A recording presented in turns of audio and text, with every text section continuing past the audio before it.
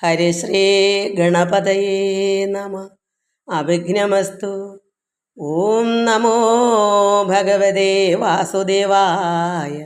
ശ്രീകൃഷ്ണ പരമാത്മനേ നമ. ഗുരുനാഥൻ തുണ ചെയ്ക സന്തതം, തിരുനാമങ്ങൾ നാവിന്മേലെപ്പോഴും പിരിയാതെയിരിക്കണം നമ്മുടെ നരജന്മം സഫലമാക്കിടുവാൻ. കൃഷ്ണ കൃഷ്ണ മുകുന്ദ ജനാർദ്ദന, കൃഷ്ണ ഗോവിന്ദ നാരായണ ഹരി. അച്യുതാനന്ദ ഗോവിന്ദ മാധവ, സച്ചിദാനന്ദ നാരായണ ഹരി. എല്ലാ ഭക്തമക്കൾക്കും എൻ്റെ വിനിതമായ പ്രണാമം. മക്കളുടെയൊക്കെ പേരുകൾ പറയാം, നാമം ചൊല്ലിയിട്ട് പറയാം. നമുക്ക് രണ്ടാം പാദം നമ്മൾ ചൊല്ലിയത് എവിടം വരെയായിരുന്നു? ഈശ്വരാധീനമെന്നോർത്ത് വിശ്വചന്ദ്രമ അവിടെ വരെ അന്നാ തോന്നുന്നത്. ഇനി നമുക്ക് ഉത്തമൻ ദിഗ്ജയേ പണ്ട് ദുഷ്ടൻ, അതാണ്.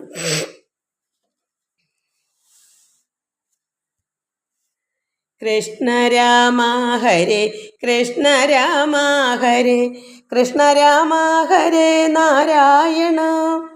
കൃഷ്ണ രാമ ഹരേ കൃഷ്ണ രാമ ഹരേ, വൃഷ്ണിവംശോത്ഭവ കൈ തൊഴുന്നീ. ഉത്തമൻ ദിഗ്ജയ പണ്ടു ദുഷ്ടൻ, കലിവധ്യനല്ലെന്നുറച്ചു ഗുണഗ്രാഹിതാൻ. ഇത്ര നന്നു യുഗം നാമസങ്കീർത്തനാൽ, മുക്തനാവാൻ ദൃഢം കൃഷ്ണ രാമ ഹരേ. ഊഢമോദേന നായാട്ടിനായി പോയവൻ, കാട്ടിലെങ്ങും നടന്നാർത്തിദാഹങ്ങളാൽ. ആശ്രമേ ചെന്നു കണ്ടാൻ മുനിപ്രൗഢനെ, ധ്യാനമാർഗസ്ഥിതം കൃഷ്ണ രാമ ഹരേ. എത്രയും കള്ളൻ അത്രേ മഹായോഗി പോൽ, ഇത്ര വെള്ളം കൊടാദാഹമുള്ളോർക്കിവൻ. യുദ്ധം ഉള്ളിൽ കൃത ചത്ത പാമ്പൊന്നെടുത്ത് ഇട്ടവൻ മെയിലേ കൃഷ്ണ രാമ ഹരേ. കൃഷ്ണ രാമ ഹരേ കൃഷ്ണ രാമ ഹരേ, കൃഷ്ണ രാമ ഹരേ നാരായണ. കൃഷ്ണ രാമ ഹരേ കൃഷ്ണ രാമ ഹരേ, വൃഷ്ണിവംശോത്ഭവ കൈ തൊഴുന്നീ. ഉത്തമൻ ദിഗ്ജയ, ദിഗ്വിജയം. ദിഗ്വിജയം വെച്ചാൽ ദിക്കുകളെല്ലാം പോയി ഈ രാജാക്കന്മാർ വിജയം നടത്തും, അതാണ് ദിഗ്വിജയം. അപ്പോൾ ഉത്തമനായ ഈ പരീക്ഷിത് മഹാരാജാവ് ഗുണം അറിയുന്നവനാകയാൽ, എന്താ ഗുണം? അതായത് ഈ കലിയുഗം ഗുണം, കാരണം ദോഷമുള്ളൊരു കാലമാണെങ്കിലും അത് വളരെ വളരെ ഭക്തന്മാർക്ക് ഗുണം ചെയ്യും. എന്തെല്ലാം പാപങ്ങൾ നമ്മൾ ചെയ്താലും ഭഗവാനെ ആരാധിക്കുകയും പ്രാർത്ഥിക്കുകയും ധ്യാനിക്കുകയും പൂജിക്കുകയും ഒക്കെ ചെയ്യുമ്പോൾ കലികാലത്ത് എന്ത് കിട്ടും? മോക്ഷത്തിന് അർഹനാവും. അത് കലി വന്നെങ്കിലേ നമുക്കൊരു ദോഷങ്ങളൊക്കെ വരുമ്പോഴാണല്ലോ ഈശ്വരനെ ആരാധിക്കുക. അതൊരു ഗുണമാണെന്ന് കണ്ട് മനസ്സിലായി ഈ പരീക്ഷത്തിന്. അതുകൊണ്ട് ഈ കലിയെ വധിക്കണ്ട. അതായത് ഉത്തമനായ പരീക്ഷിത് മഹാരാജാവ് ചിന്തിച്ചു, ഗുണം അറിഞ്ഞതുകൊണ്ട്. ഗുണം അറിയുക എന്ന് വെച്ചാൽ ഈ കലിയുഗം അത്ര നല്ലതാണ് സത്യത്തിൽ. ആർക്കാ? ഈശ്വരനെ ആരാധിക്കുന്നവർക്ക്. കാരണം അവർക്ക് ഒരു ദോഷവും വരത്തില്ല. ഉള്ള പാപവും കൂടെ നശിച്ചിട്ട് പരമാത്മാവിൽ ചേരാനുള്ളൊരു അവസരമാണ് കലിയുഗം. അപ്പോൾ അതൊരു ഔഷധം നമ്മളിൽ ഉണ്ടെങ്കിൽ അത് നന്മ തന്നെയാണ്. പരമാത്മാവിൽ ലയിക്കാൻ അവസാനത്തെ യുഗമാണല്ലോ കലിയുഗവും. അപ്പോൾ അത് നന്മയാണെന്ന് അദ്ദേഹം മനസ്സിലാക്കിക്കൊണ്ട് കലിയെ വധിച്ചില്ല.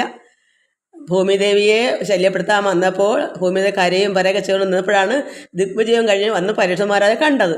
അപ്പോൾ വേണമെങ്കിൽ അപ്പോഴന്നെ കലിയെ വധിക്കാം, പക്ഷെ നടത്തിയില്ല. നോക്കിയപ്പോൾ ഇത് നല്ലത് തന്നെയെന്ന് കരുതി.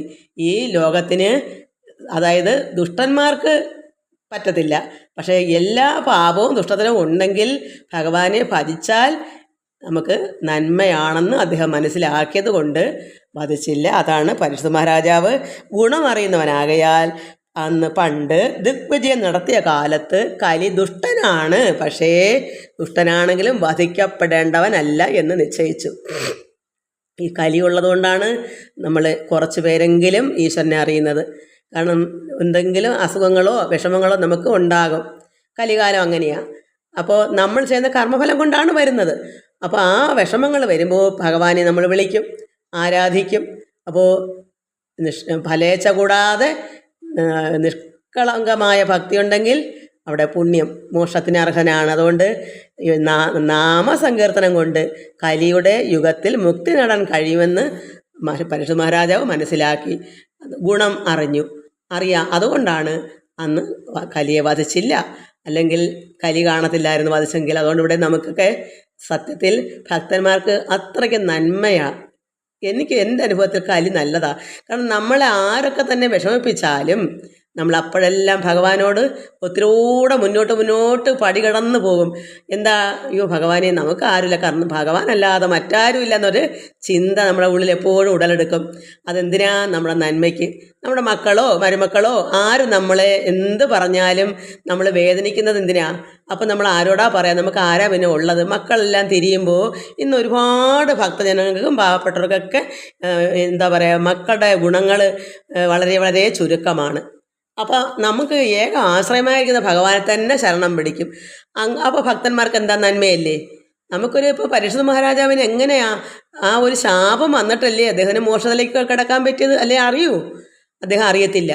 അതുപോലെ നമ്മളും ഓരോരോ കാര്യങ്ങൾ നമുക്ക് നമ്മുടെ മക്കളെ കൊണ്ടോ മരുമക്കളെ കൊണ്ടോ എന്തെങ്കിലും വേദനകളുണ്ടെങ്കിൽ അത് നന്മയ്ക്കാന്ന് നമ്മൾ കരുതണം.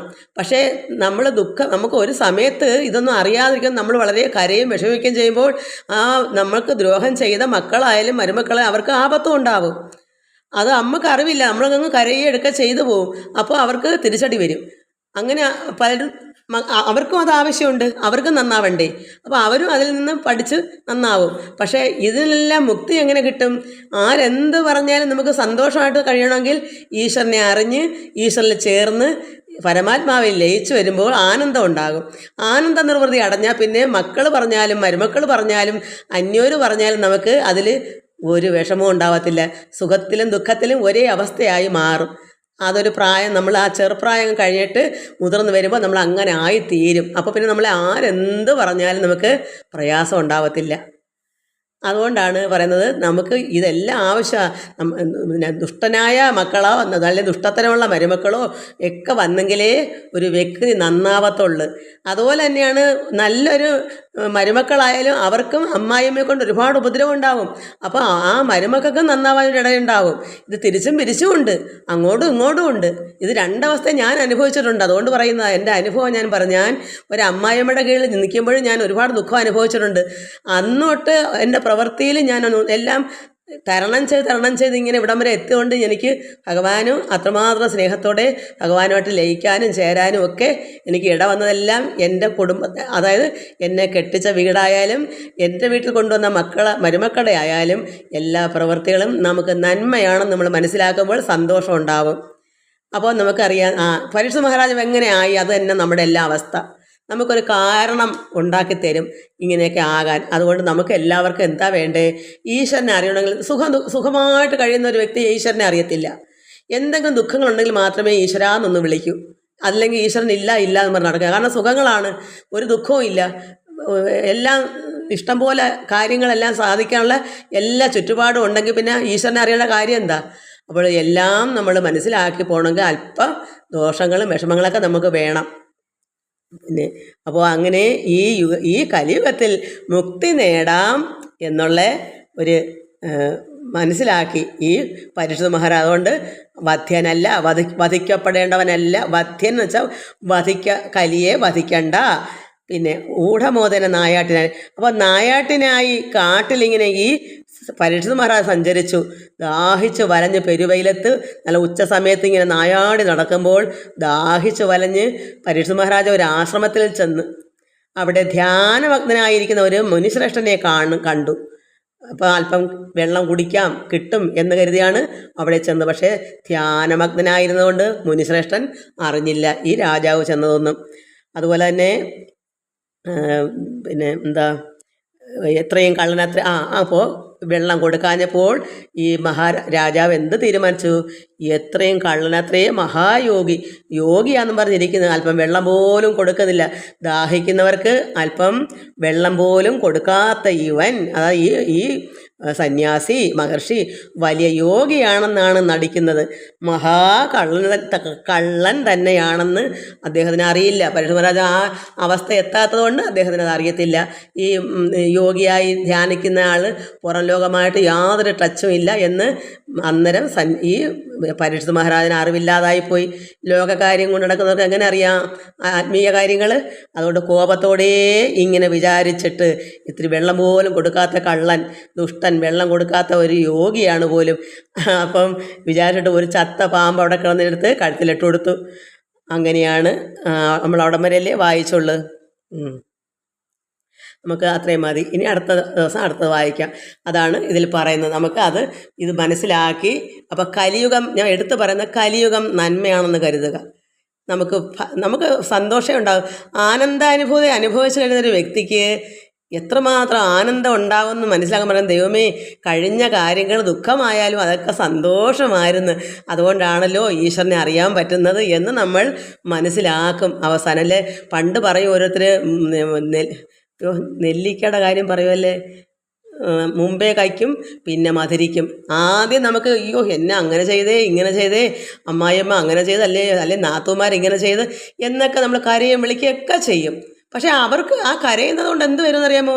അവർക്കും ദോഷങ്ങളുണ്ടാവും. അത് മരുമക്കൾക്കായാലും മക്കൾക്കായാലും ആർക്കായാലും വരും. പക്ഷേ നമുക്ക് അറിവ് നേടിക്കഴിഞ്ഞാൽ നമുക്ക് ആരെയും പിന്നെ നമുക്ക് വേദന ഉണ്ടാവത്തില്ല, പിന്നെ കരയേണ്ടി വരത്തില്ല എൻ്റെ ഈ പ്രായമൊക്കെ ആകുമ്പം. അതുകൊണ്ട് ഈ വേദനയും വിഷമമൊക്കെ ഒരു സമയത്തേ കാണും.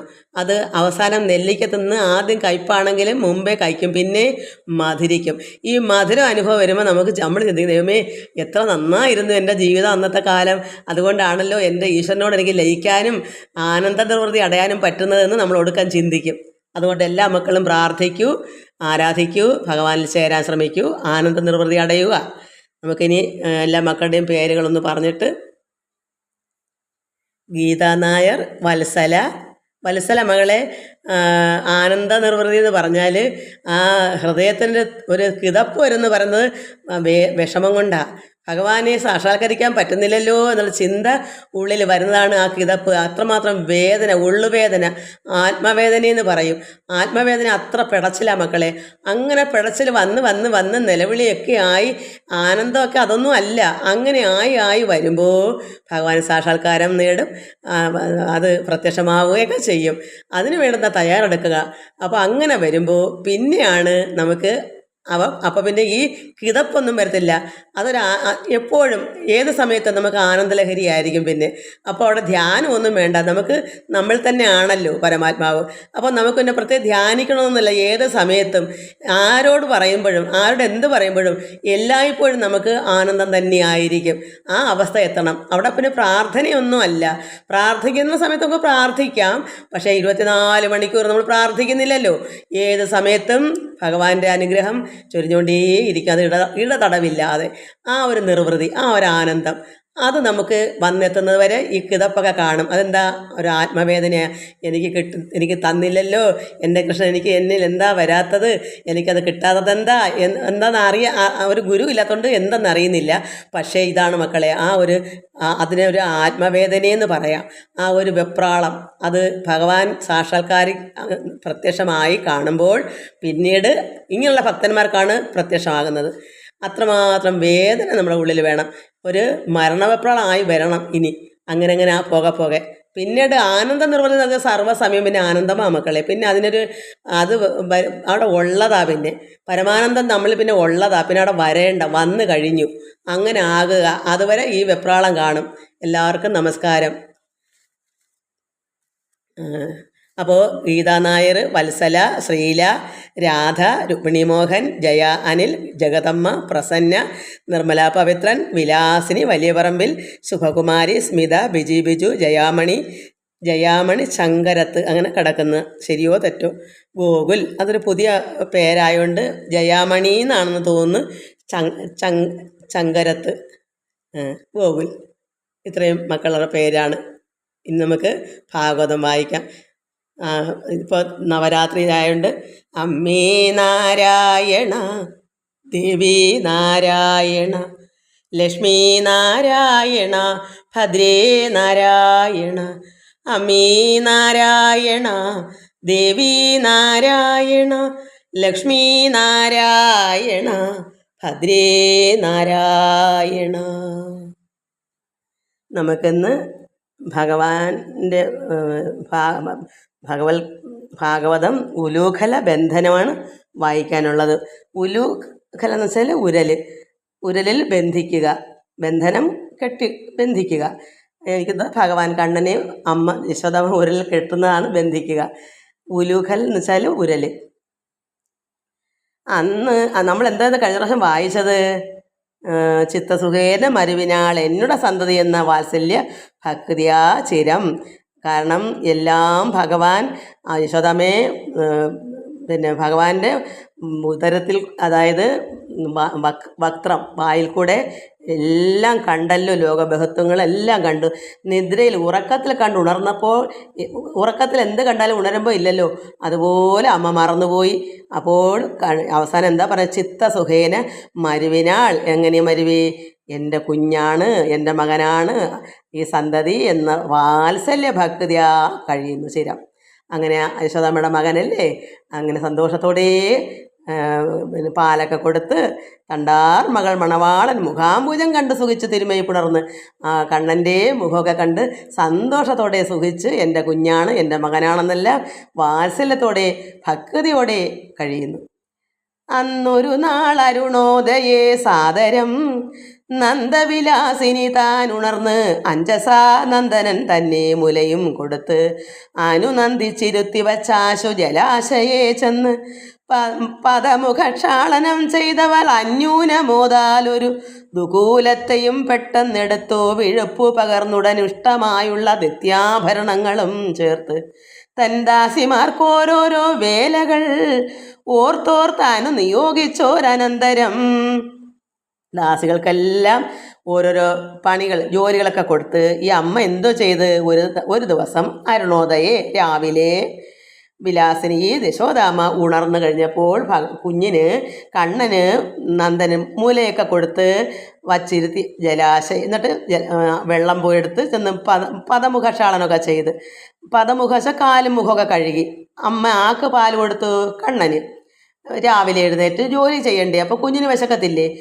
മകന് ഉണ്ണിക്ക് പാലൊക്കെ കൊടുത്തിട്ട് അമ്മ പോയി കാല് മുഖമൊക്കെ കഴുകിയിട്ട് അന്യൂനമോതാലൊരു ദുകൂലം, ഒരു തുണി, ഒരു പട്ടെടുത്ത് പെട്ടെന്നെടുത്ത് വിഴുപ്പൊക്കെ പകർന്ന്, കാരണം മുഖം കഴുകി കാലും കൈയൊക്കെ കഴുകിയപ്പോൾ അതൊക്കെ ഒന്ന് തുടച്ച് ഒരു തുണി എടുത്ത്, എനിക്ക് ഈ സൗണ്ട് അടച്ചതുകൊണ്ട് ഇതൊരു മുഴക്കം പോലെ ആയിരിക്കും നിങ്ങൾ കേൾക്കുന്നതെന്ന് എനിക്ക് തോന്നുന്നു.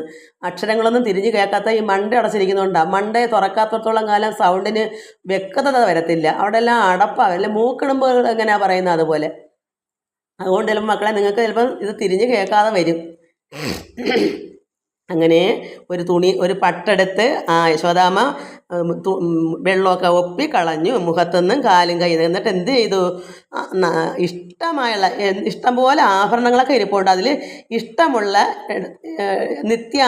നിത്യവും ഇടുന്ന ആഭരണങ്ങളൊക്കെ രാത്രി ഊരി വെക്കുമല്ലോ കിടക്കാൻ നേരം. എന്നിട്ട് രാവിലെ എല്ലാം കാലും കൈ മുഖമൊക്കെ കഴുകി പ്രാർത്ഥന ഉണ്ടെങ്കിൽ പ്രാർത്ഥിച്ച് കുഞ്ഞിന് പാലൊക്കെ കൊടുത്ത് എല്ലാം കഴിഞ്ഞിട്ട് ആഭരണങ്ങളെല്ലാം എടുത്ത് ചേർത്ത് തൻ അപ്പം ആഭരണങ്ങളൊക്കെ ഇട്ടിട്ട് ദാസിമാർക്ക് ഓരോരോ വേല ഓർത്തോർത്താണ് നിയോഗിച്ച് ഓരോനന്തരം ഇന്ന ജോലികളാണ് ഇന്ന ആൾക്ക് കൊടുക്കേണ്ടുന്നത്. അങ്ങനെ ദാസിമാർക്കെല്ലാം അവരുടെ ജോലികളെല്ലാം ഇന്നത് ചെയ്യണം എന്നൊക്കെ പറഞ്ഞു കൊടുത്ത് താനാതിതുങ്കമാം കുണ്ഡലി തന്നിൽ അത്യാനന്ദമോട് ചേർത്തൊരു ദധിയെയും മെല്ലെ മതിച്ചു തുടങ്ങിനാൾ ഈശ്വരൻ അല്ലീ മലർമകൾ വല്ലഭനാം നിജപുത്രൻ.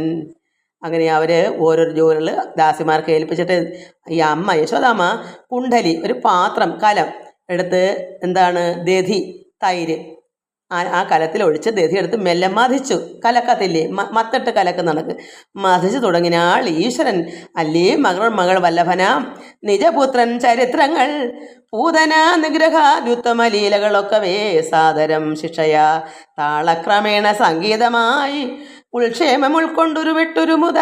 അങ്ങനെ ഈ അമ്മ ഈ ജോലി ചെയ്യുകയും ചെയ്യും, ദധി കലക്കുകയും ചെയ്യുന്നു. അല്ലേ മലർമകൾ വല്ലഭന, ഈ കുഞ്ഞിൻ്റെ കണ്ണൻ്റെ പല പല കാര്യങ്ങളും ഈ അമ്മ ഓർത്ത് അതെല്ലാം ഒരു പാട്ട് പോലെ സംഗീതമാക്കിക്കൊണ്ട്, ഇപ്പം പൂതനെ നിഗ്രഹിച്ച കാര്യവും പൂതനെ പാലൂട്ടിയ കാര്യങ്ങളും അതൊക്കെ ഇപ്പം ഞാൻ എങ്ങനെ ചില പാട്ടിലൊക്കെ എന്തെങ്കിലുമൊക്കെ ചേർത്ത് അങ്ങോട്ടും ഇങ്ങോട്ടും എഴുതി പാടുന്നത് പോലെ ഈ യശോദാമ്മ ഭക്തി കൊണ്ട് മുഴുത്തങ്ങനെ ഇരിക്കുക, കുഞ്ഞിനോടുള്ള സ്നേഹവും. എങ്കിലും കണ്ണനെ ഇങ്ങനെയെല്ലാം പൂതന ചെയ്തു, അങ്ങനെ ഓരോരോ കാര്യങ്ങളൊക്കെ ഓർത്ത് ഈ തൈര് കലക്കുകയും ചെയ്യും. ഇത് പുത്രൻ്റെ ചരിത്രങ്ങൾ, കണ്ണൻ എന്തൊക്കെയാണ് കുഞ്ഞുനാളിലോട്ട് തുടങ്ങിയ ഓരോ കാര്യങ്ങൾ, അതൊക്കെ പൂതനെ നിഗ്രഹിച്ചത് തൊട്ട് ഉത്തമ ലീലകൾ വരെ, കണ്ണൻ്റെ ലീലകൾ എന്തൊക്കെയാ. പിന്നെ ചാണകം കലക്കി പായസമാക്കി വെച്ചു, പിന്നെ ചാണകം ഒപ്പി നെയ്യപ്പമാക്കി വെച്ചു, എന്തെല്ലാം കുസൃതികൾ കാണിച്ചു, കലം ഓട്ടയിട്ട് കൊടുത്തു, ജനങ്ങളുടെ അതിന് പകരം കൊടുത്തു. ഇങ്ങനെയുള്ള കാര്യങ്ങളെല്ലാം ഈ അമ്മ തൈര് കലക്കുമ്പോൾ ഓർത്ത് എന്താ ശിക്ഷയാ താളക്രമേണ ആ പാട്ടും പാടി ഒരു താളം ഇട്ടാണ് പാടുന്നത്. നല്ല ക്രമത്തിലാണ്. ചിലർക്ക് അങ്ങനെ എനിക്കങ്ങനെ അറിയത്തില്ല, താളക്രമമൊക്കെ ഒന്ന് എന്തൊക്കെയോ ചെല്ലുന്നു, അതിനൊരു താളവും ഈണമൊക്കെ തന്നെ അങ്ങ് ഇടുന്നു. ചിലർക്ക് നന്നായി അതിൻ്റെ വരികളൊപ്പിച്ചും ആദ്യത്തെ അക്ഷരം ഇന്നത്, രണ്ടാമത്തെ അക്ഷരം 4 വരിയുണ്ടെങ്കിൽ 4 ആദ്യത്തെ വാക്കുകൾ ഒരുപോലെ കയറിക്കുക, ഇങ്ങനെയൊക്കെ ഉള്ള കാര്യങ്ങൾ അതെൻ്റെ അച്ഛൻ അങ്ങനെ പണ്ട് ഇടുന്നുണ്ട്. അത് അങ്ങനെയാണെന്നെങ്കിൽ തോന്നുന്നു അച്ഛൻ എഴുതിയ കേട്ടോ. അത് ഓരോ വരിയിലും ഓരോ അക്ഷരങ്ങൾ അങ്ങനെയൊക്കെ വരുമായിരുന്നു. അത് ഞാൻ പിന്നെ ഒരു ദിവസം പാടി കേൾപ്പിക്കാം. അങ്ങനെ ഈ യശോദാമ്മ താളക്രമം അനുസരിച്ച് ഓരോ അനുഭവങ്ങളെല്ലാം കണ്ണൻ എന്തൊക്കെയാണ് ചെയ്തെല്ലാം സംഗീതമായി ഉൾക്ഷേമം ഉൾക്കൊണ്ടുരുവിട്ടുരുമുത. അങ്ങനെ ഇത് കലക്കുകയും ചെയ്യും, ഉരുവിട്ടുകൊണ്ടേ ഇരിക്കുകയും ചെയ്യും, താളം പിടിച്ച് അങ്ങനെ ചെയ്തുകൊണ്ടിരുന്നു. താളത്തിനൊത്ത് തന്നെ തൈരും കലക്കും. ആ തൈര് കലക്കുന്ന താളത്തിനൊത്ത് മൂളിപ്പാട്ടും പാടും, കണ്ണൻ്റെ ഓരോ കുസൃതികളും എല്ലാം. അങ്ങനെ ഉരുവിട്ടൊരു മുത തത്ര മനോഹരിയ അവൾ മാനസ പത്മപ്രസാദേന വിജ്വലിച്ചു തുല. അങ്ങനെ മനോഹരിയായിരിക്കുന്ന ആ അമ്മ മാനസ പത്മപ്രസാദേന, അത്രമാത്രം മനസ്സ് അത്രമാത്രം പ്രസന്നതയോടുകൂടെ. ഭഗവാൻ കണ്ണനല്ലേ അടുക്കുള്ളത്, അപ്പം എന്തായാലും അവിടെ ലക്ഷ്മിയൊക്കെ ഉണ്ടല്ലോ ഭഗവാന്റെ കൂടെ. അപ്പം ഈ അമ്മയ്ക്ക് അത്ര ആനന്ദവും പ്രസന്നതയൊക്കെ മുഖത്തുണ്ട്. അങ്ങനെ വിജ്വലിച്ചു തുല, അത്രമാത്രം ജ്വലിച്ചു വന്നു അവിടെ മുഖപ്രസാദം. മന്ദപ്രയോഗേന ദോർദണ്ഡ മണ്ഡിത ബന്ധാഭരണങ്ങൾ കാഞ്ചഗ്രവും വളർക്കൊങ്കകളോടിട ചേർത്തഴും മണ്ഡന സംഘവും ചഞ്ചല പ്രതിധ്വനി മണ്ഡിത കമ്പനം ആഭ ചേർത്തമ്പും കഴൽകളിൽ. അപ്പോൾ എന്തൊക്കെയാ മന്ദപ്രയോഗം, മത്ത് തൊട്ട് കലക്കുമ്പോൾ ഇങ്ങനെ ബന്ധാഭരണങ്ങൾ കാഞ്ച അരിഞ്ഞാണവും ആഭരണങ്ങൾ കൈവളകളും എല്ലാം എന്ത് ചെയ്യുന്നു, സംഘവും എല്ലാം കൂടെ ചേർന്ന് കിലുങ്ങുല. കൈകൾ രണ്ടിലും ഈ നല്ലപോലെ വളകളൊക്കെ ഇട്ട കിലുങ്ങും മത്തിട്ട് കലക്കുമ്പോൾ ഒരു പ്രത്യേകതയാണ്. ആഭരണങ്ങളെല്ലാം ഇട്ടൊരു ഒരു പ്രത്യേക ഒരു അനുഭൂതിയായിരിക്കും. അങ്ങനെ സംഘവും ചഞ്ചൽ പ്രതിധ്വനി, ഈ വളകളുടെയും മാലകളുടെ കുലുക്കവും അരിഞ്ഞാണവും കൈവളകളുടെ കിലുക്കവും പിന്നെ കമ്മൽ കുണുക്കാണെങ്കിൽ അതൊരാട്ടവും എല്ലാം കൂടെ ഒത്തിണങ്ങിയ ഒരു സംഘം ചഞ്ചൽ പ്രതിധ്വനി. നല്ല ഒരു താളക്രമം അതിലും ഉണ്ട്, അതൊരു പ്രതിധ്വനി തന്നെയാണ്. അങ്ങനെ മണ്ഡിത കമ്പനം ആഭ ചേർത്ത് അമ്പും കഴകളിൽ അൻപോട് ചേർന്നിടും ആഭരണങ്ങളും. അങ്ങനെ അത്രമാത്രം പിന്നെ ഭംഗിയോടുകൂടിയ ആഭരണങ്ങളും എല്ലാം കൂടെ കണ്ടാലൊരു പ്രത്യേകത തന്നെയാണ് അമ്മയുടെ മുഖത്തും എല്ലാം. ഗണ്ഡദ്വയങ്ങളാം ചുംബ്യവിലാസിനി പുണ്ടരീക പ്രഫുല്ലോപമഹാസിനി രമ്യമുഖാബ്ജ ഘർമാങ്കുരാമാലിനി നിർമ്മലതാൻ അധികം മനോമോഹിനി. അപ്പോൾ വിയർപ്പണിഞ്ഞവൾ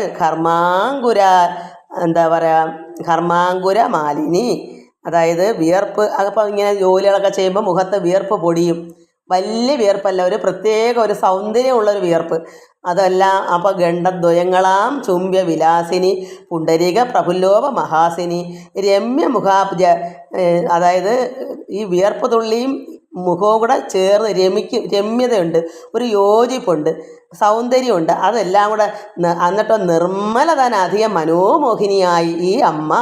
ഇതെല്ലാം കൂടെ ഈ ആഭരണങ്ങളും ഈ മത്തുകലക്കും ഈ കിലുക്കവും സൗന്ദര്യവും ഈ വിയർപ്പ് തുള്ളിയായിട്ട് ചേരുന്ന ഒരു ചേർച്ചയും എല്ലാം കൂടെ നോക്കുമ്പോൾ അത്ര മനോമോഹിനിയായി ഈ യശോദാമ്മ. കൽമഷഹാരിണി തൻ കചഭാരം ആ നമ്രമഴിഞ്ഞങ്ങു ചിന്നി വീഴുന്ന അതിൽ നിന്ന് തൂകും മലർമാലകളാലും അത്യന്യൂനമേള സുഗന്ധവിലാസിനി തന്നെ മാതാവ് തൻ ലളിതാകൃതി മുന്നിലാ മാറു കളിച്ചിരുന്നിടുന്ന പുണ്യപുമാൻ പുരുഷോത്തമൻ അച്യുതൻ. അതായത് ഇങ്ങനെയെല്ലാം കൽമഷകാരിണി, ഒരു വിഷമവും ഇല്ലാതെ അത്രമാത്രം സന്തോഷോട്ടിരിക്കുന്ന ആ മനോമോഹിനിയുടെ കചഭാരം ആ നമ്രം അഴിഞ്ഞങ്ങ് ചിന്നി വീഴുന്നതിൽ കാരണം എന്താ, മുടിക്കെട്ട് ഇങ്ങനെ മൊത്തിട്ട് കലക്കി കലക്കുമ്പം കുലുങ്ങി മുടി അങ്ങ് അഴിഞ്ഞ് ഭാരം അത്രമാത്രം മുടിയുണ്ട്, കചഭാരം ആ നമ്രമഴിഞ്ഞങ്ങ് അതെല്ലാം കൂടെ ഇങ്ങനെ അങ്ങ് അഴിഞ്ഞ് താഴേക്ക് ചിന്നി വീഴുന്ന അതിൽ നിന്ന് എന്താ തൂകുന്നത്? മലർമാല, നല്ല മാലകളിങ്ങനെ കെട്ടി ചന്തത്തിൽ വെച്ചേക്കുമായിരുന്നു, അതും കൂടെ ഇങ്ങനെ അഴിഞ്ഞ് വീണു. മുടി അഴിഞ്ഞപ്പോൾ നിന്ന് തൂകും മലർമാലകളാലും അന്യൂനമേള സുഗന്ധവിലാസിനി. അത് നല്ല സുഗന്ധം ഉണ്ടാകും, നല്ല മുല്ലപ്പൂക്കെ ആയിരിക്കും. ആ പുഷ്പത്തിൽ നിന്ന്, ആ മലർമാലയിൽ നിന്ന് നല്ല സുഗന്ധമായിരിക്കുന്ന അങ്ങനെയുള്ള വിലാസിയത്തിൻ്റെ മാതാവ് തൻ.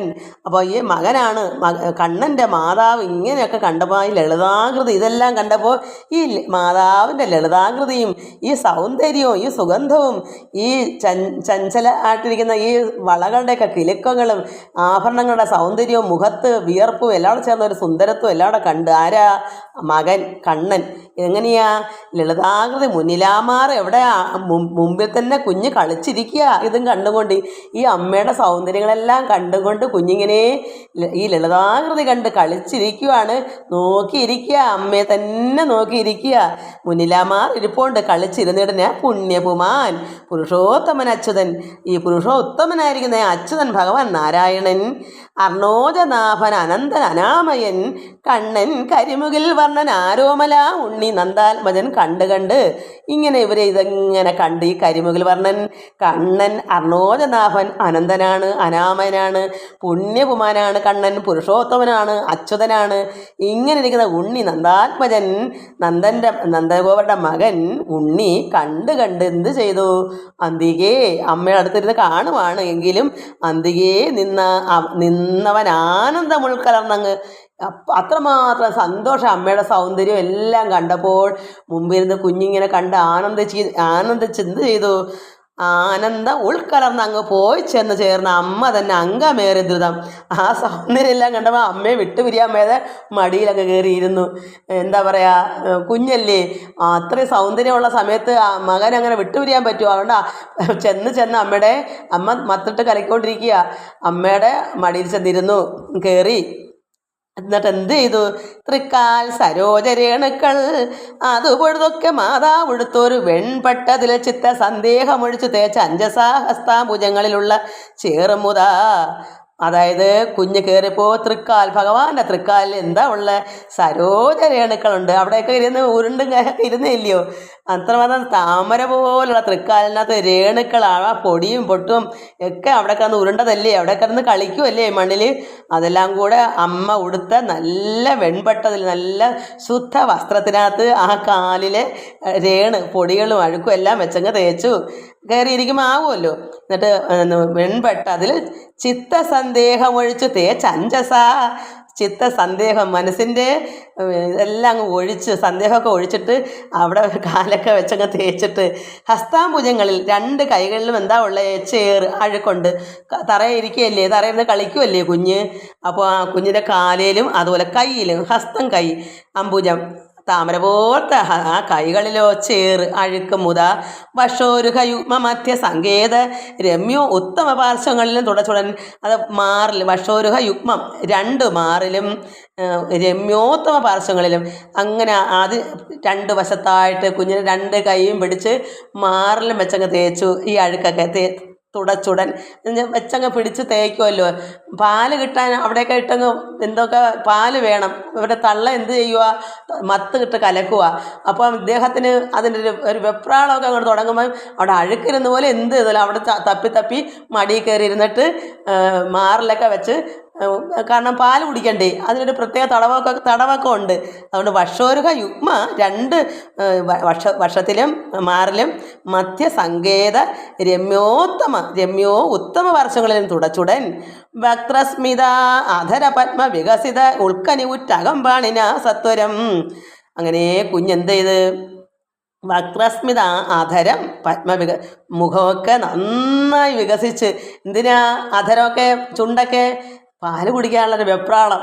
അമ്മയുടെ സൗന്ദര്യമൊക്കെ കണ്ട് ആസ്വദിച്ച് എല്ലാം മടിയിലങ്ങ് കയറി അഴുക്കെല്ലാം വെച്ച് തേച്ച് കൈകളിലെ അഴുക്കെല്ലാം മാറിലും വെച്ച് തുടച്ച്, എന്നിട്ട് സുന്ദര വക്ര ആധര താമര പോലെ വികസിക്കുന്ന ചുണ്ടും മുഖവും എല്ലാം വികസിച്ചു. ഉൾക്കനി ഉറ്റകം പാണിന സത്വരം.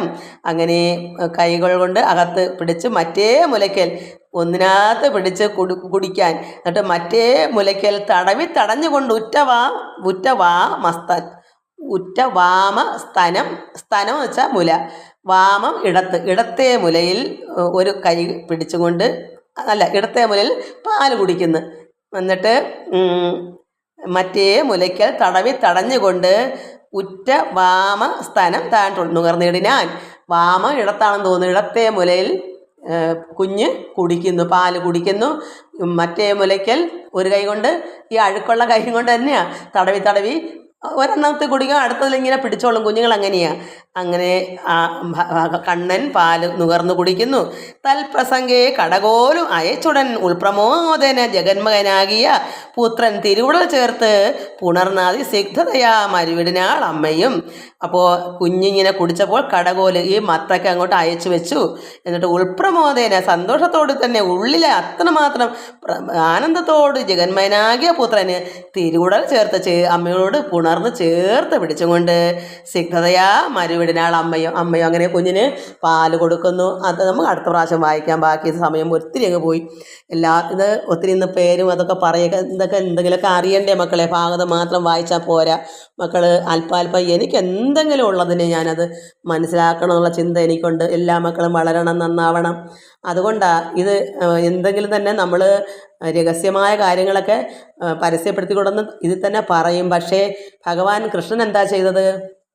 ഗോപസ്ത്രീകളെ വിളിച്ച് ഓടക്കുള്ളൂതി വിളിച്ചു വരുത്തിയപ്പോൾ നമ്മൾ നാരായണത്തിൽ വായിച്ചില്ലേ? അപ്പോൾ ആകാശത്തേക്ക് മഹർഷിമാരെ നോക്കി പറഞ്ഞു, നിങ്ങൾ നിങ്ങളുടെ വീടുകളിൽ പോയി നിങ്ങളെ തിരക്കും, നിങ്ങൾ പൊക്കോളൂ എന്ന് പറയുന്നു. പക്ഷെ ഭഗവാന് മനസ്സുണ്ടോ? ഭഗവാൻ നിഷ്കളങ്കനല്ലേ? ഭഗവാനെല്ലാം ആ സ്ത്രീകൾക്ക് അത്രമാത്രം ഭഗവാൻ ഏകനാണ്. ആ ഏകനായ ഭഗവാൻ അവരെ അത്രമാത്രം വാത്സല്യത്തോടാണ് ഭഗവാൻ സ്നേഹിക്കുന്നത്. അപ്പോൾ രഹസ്യമൊന്നും ഇല്ല ഭഗവാന്റെ കയ്യിൽ. അതുകൊണ്ടാണ് അങ്ങനെ പറയുന്നത്. മഹർഷിമാർ കേൾക്കാനാണ് ഞാൻ കുറ്റക്കാരനല്ല സ്ത്രീകളോട് വന്നത് എന്ന് മഹർഷിമാരെ അറിയിക്കാൻ പറഞ്ഞതുപോലെ എനിക്ക് രഹസ്യമായ ഒന്നും തന്നെ ഇല്ല മക്കളെ. എൻ്റെ എന്തെങ്കിലും അറിവുണ്ടെങ്കിൽ ഞാൻ അത് എല്ലാ മക്കൾക്കും തരുന്നുണ്ട്. നിങ്ങളത് സന്തോഷപൂർവ്വം അത് സ്വീകരിച്ചിട്ട് അതുപോലെ ആയിത്തീരണം. ആരെങ്കിലുമെങ്കിലും ആയിത്തീരണം. എല്ലാവർക്കും നമസ്കാരം. ഹരി ഓം ഹരി ഓം ഹരി ഓം.